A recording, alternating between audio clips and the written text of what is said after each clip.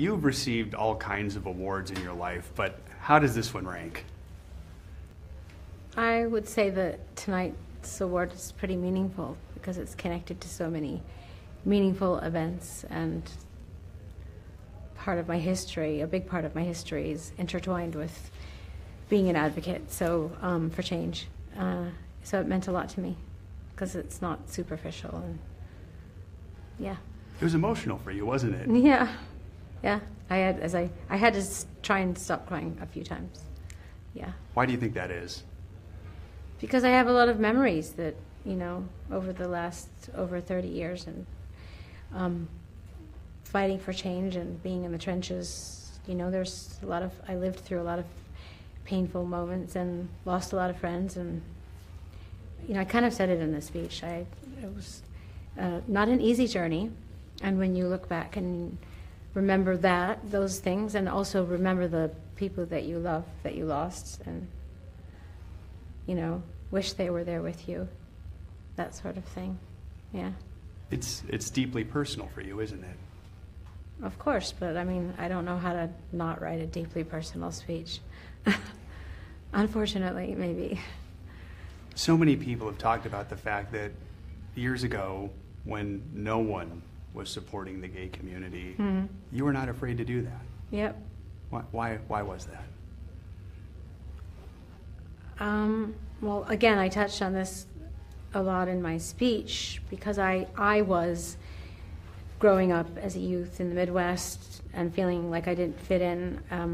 The first person who embraced me and gave me the courage to believe in myself and to be unafraid and to follow my dreams was a gay man, and then when I moved to New York, it was the gay community that embraced everything that I did, and embraced the concept and idea of a strong, independent female, which I didn't really experience when I was growing up. So we kind of just forged a bond in a way, and I felt compelled to come to the rescue of the LGBTQ community back in the very beginning because they were always there for me. So I think a lot of people think of the fact that you've always been such an advocate for the LGBTQ community, and maybe didn't realize that it was so much motivated by the fact that they were there for you. Yeah, exactly.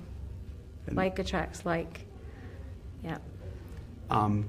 They don't give this award out every single year. You're only the second person to ever get it. I didn't know that. Yeah, it's not a yearly thing. It's a very special award for them. Okay, well that's nice. Who got it before me? Bill Clinton. Really? Yes. Okay, well he's an advocate for change. That word change, what does that mean to you? What does that say? Change means there's going to be a battle. It's going to be a fight. It's going to make people uncomfortable. And you have to be ready for it. All the challenges. Change equals challenge, yes. You've never been afraid of that, have you? I'd say I'm not afraid of it. I think it's my nature and in my DNA to fight for the underdog, to go against the norm, to defy convention. That's just, I don't know where that came from. It's in my blood. But I think as I've gotten older and I have children, I do think a little bit more before I do things, before I act and speak. But I'm still a baller. That's it. Or what does Anderson call me today? A rabble-rouser? Rebel and a rabble-rouser. Yeah, that, yeah. Just a little tamer version of it, or? Well, I don't know if I'm tamer. Talk to my PR people. They're like, well, they'd like me to. I think they'd like me to be a little bit more careful. The work you do in Malawi, in many ways, is sort of an advancement of the work you were doing with the LGBTQ community, right? Yes, very similar. When you saw what was happening there, it sort of reminded you of bringing light to a dark place where people were not aware of what was going on, the urgency of the situation, the devastation of an entire country. And people like me didn't know what was going on. And growing up as a motherless child and seeing all these children losing their parents and not, having anyone to look after them, it killed me. So I had to do something, just like I had to do something when I first moved to New York. And it's just interesting the way everything comes full circle, like I said in my speech. You brought in this New Year's Eve at Stonewall. Yeah. And this is the 50th anniversary this year of the Stonewall riots. Yeah. That was important to you, wasn't it? Very, very important. Why is it, what do you want people to think about when we remember what happened at Stonewall? I want people to think about how far we've come and how it hasn't, I know we've taken a lot of steps back, and a lot of things that we fought for and achieved in the last couple of years seems like things are being taken away from us. But I think it's important for people to remember that there was a time when, being gay was a dangerous thing in America, and back in those days, and you could be arrested, beaten, tortured, abused, killed even,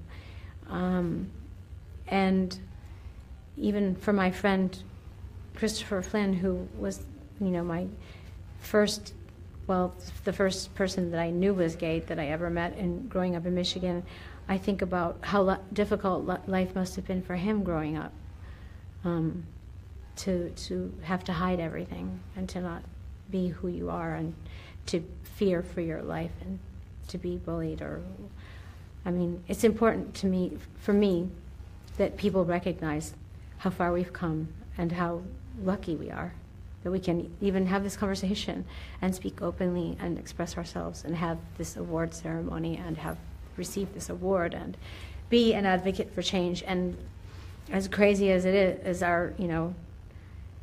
as things seem to be in our country right now, we still have a lot of freedom, and we should never take that for granted. Even still today, there's a large number of LGBTQ youth who attempt suicide. Yeah. A high murder rate, especially for trans women. Yeah. There's still a lot of work to do, isn't there? Oh my God, yeah. The fight is not over. That's why we're here. That's why we're talking. That's why I'm here. That's why this award means something to me. It's not trivial. It's not superficial. It's not a one-off. It's my life, and it's a fight for my life. And probably yours too. The song "I Rise" that just came out is being seen as sort of a Stonewall anthem for many people, yeah. right? Yes. It is a very anthemic song, yes. What does that mean to you? I rise? Yeah. That in spite of all the oppression, in spite of, all the freedom, expression that society as a whole or some individual might try to take away from you. People try to hold you down, stamp you out, make you afraid, intimidate you, no matter what. No one can take your soul, and that you have to find that authentic truth inside of you that keeps you going and helps you rise up. So, last thing I wanted to ask, in that room tonight, I feel like you sort of had everyone sort of wrapped around your finger. If there's one really message you hope they take away from what you said, what do you hope it is? To never give up hope. Yeah. To never give up. No matter what.